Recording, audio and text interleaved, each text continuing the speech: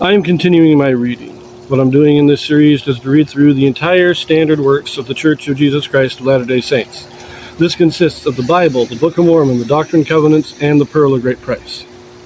I am reading in a chronological order of events, not according to publication or volume, so I will be skipping around a bit as I move along. We continue now with Nehemiah. This will be chapter 2. In chapter 1, he got the news of Jerusalem being in a dire condition, constant threats, and he said a prayer that God would give him favor with the king. So here we go, chapter 2. Artaxerxes sends Nehemiah to Jerusalem. Sanballat and others oppose Nehemiah in rebuilding walls and gates of Jerusalem. And it came to pass in the month Nisan, in the 20th year of Artaxerxes the king, that wine was before him, and I took up the wine and gave it unto the king. Now I had not been beforetime sad in his presence. Wherefore the king said unto me, Why is thy countenance sad, seeing thou art not sick? This is nothing else but sorrow of heart. Then I was very sore afraid, and said unto the king, Let the king live forever.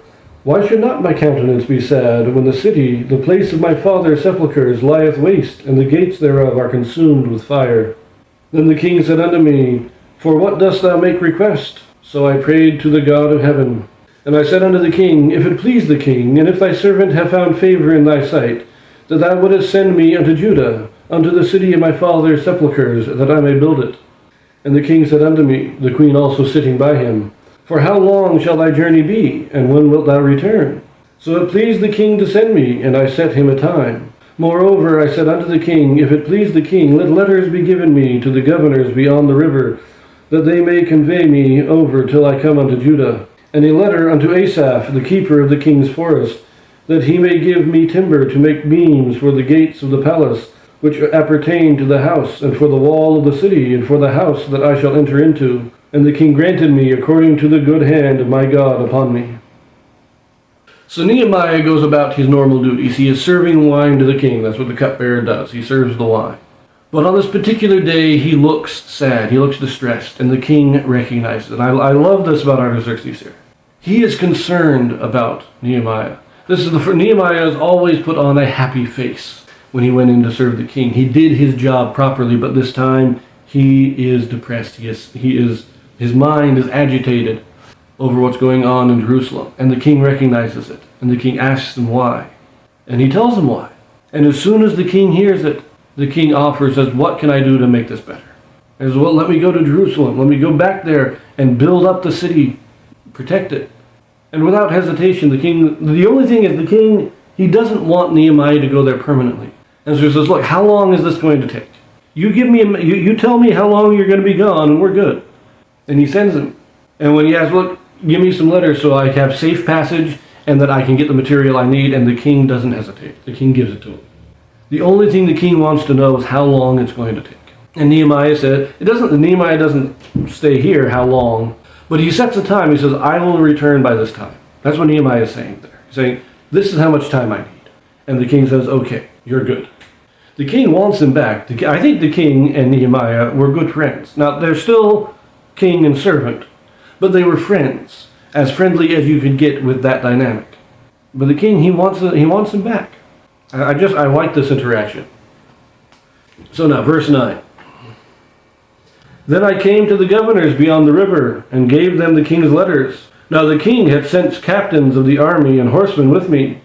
When Sanballat the Horonite, and Tobiah the servant, the Ammonite, heard of it, it grieved them exceedingly that there was come a man to seek the welfare of the children of Israel.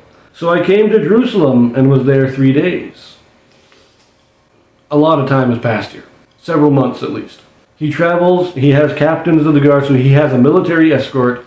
He presents his letters of passage, and all the governors let him through, and he comes to Jerusalem, but the governors don't like it.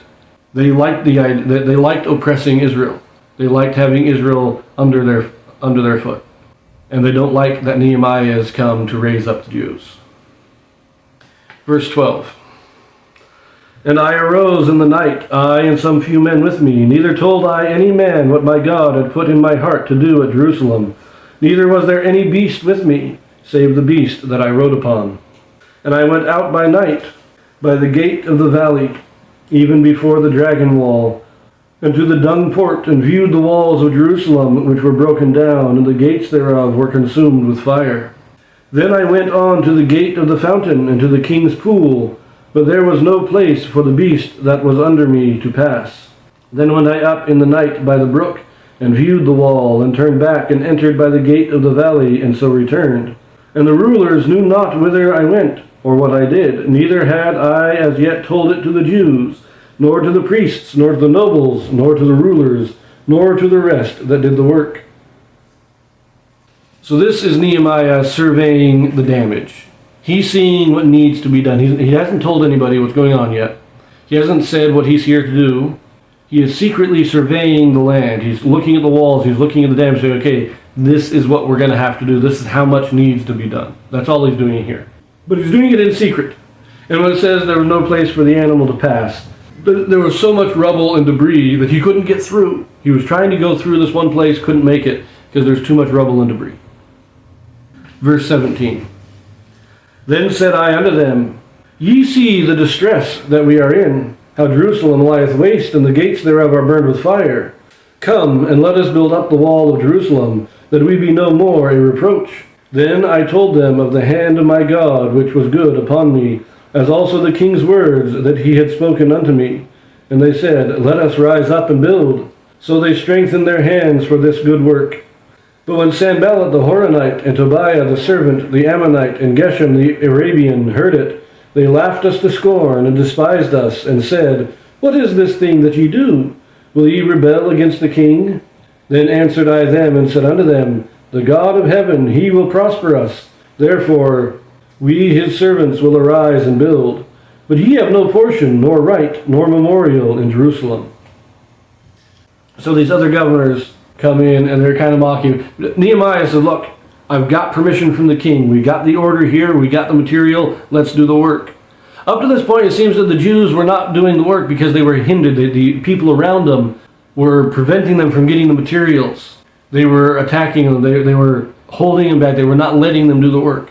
Now they have a decree from the king, both to get the materials and to do the work. And as soon as they have that decree, they go to work. The Jews have been wanting to do this. And all the other governors are coming in, Oh, you're rebelling against the king. You're not going to be able to do this. Nehemiah just says, Look, we're doing it. God has told us to do this. He will prosper it. He will make sure it's done.